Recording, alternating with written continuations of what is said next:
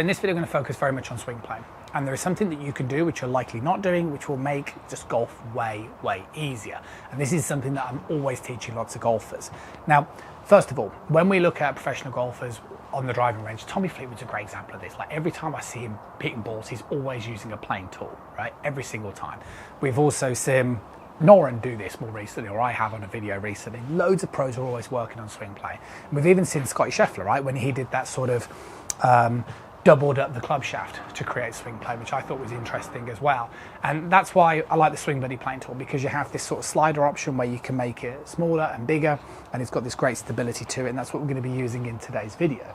Now, what needs to happen is, let's say mid-irons, and if you're fortunate enough when you're practicing with something like a flight scope or a TrackMan or a ball Doppler, if you're practicing with a mid-iron, you're looking for your swing plane to be in the mid-50s. Okay, that's a good barometer. That basically means that as you're coming into the downswing, the club shaft is coming pretty much through the line that we're doing here. Now, that doesn't happen for most amateurs. Most amateur golfers have a tendency where the swing plane becomes more vertical. And what happens when the swing plane becomes more vertical is, you start to come down this way. It could be because not enough rotation in the backswing, not enough chest rotation. It could be because as you start the downswing, there's chest rotation. It could be because how you're moving your trail arm. It could be because you're firing the trail hip forward. These are common problems that I encounter on a day-to-day basis that would make the plane more vertical. Now, when you're practicing with a short iron or a mid iron, you can kind of, get away with it and then time something at the bottom. But this is why as soon as you go to 5 iron, 4 iron, driving iron, or driver, etc., then you start to notice that it catches up with you, this vertical plane. So, how do you swing on this plane? Well, the answer to that is two things. You need to know how to turn the pelvis into the leg in the downswing. So that basically means I'm sort of really rotating my pelvis progressively towards the target in the downswing. That's absolutely key, because that means I can not move my right hip forward or just get stuck not moving at all. But the second thing is the right arm functionality. Okay, and what you need to do coming into the downswing is you basically need to get the feeling of your right forearm pointing up towards the sky. See what I'm demonstrating here? This is the key position.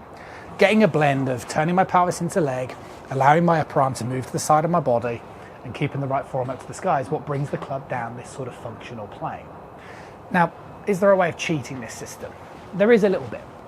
And the way you do it is by allowing external rotation to happen inside the takeaway. So what's happened over recent sort of years with golf instruction is a lot of people tend to think, well, if I take the club back like this and I don't open the club face, then theoretically I won't have to square the face, it'll be easier. It's just not true, right? All that happens when golfers have a tendency to do this in the takeaway is they do more external rotation in the backswing. I wouldn't do that. What I would advise, and this is what I'm doing today with the plane tool, let me just shorten this down a bit, hopefully it becomes more apparent. See the way as soon as I take the club back, I'm externally rotating the arm. So you can see the way the club shaft, see the way it's parallel towards the plane. And that's the other thing that I love about the Swing Buddy plane mate is you can see the way that the club shaft is always parallel to it. And that's key. There's no point having a takeaway where you do this, okay? If you can start practicing taking the club back to hip high, so the club shaft is parallel as I'm demonstrating here, so it's through my toe line, then from there you're going to find it much easier to bring the club back into the same position, I promise you. If you're someone who's consciously trying to do things like this, delaying it, I don't understand the logic in it, because you're just going to make finding that plane so much harder coming into the downswing. See you soon.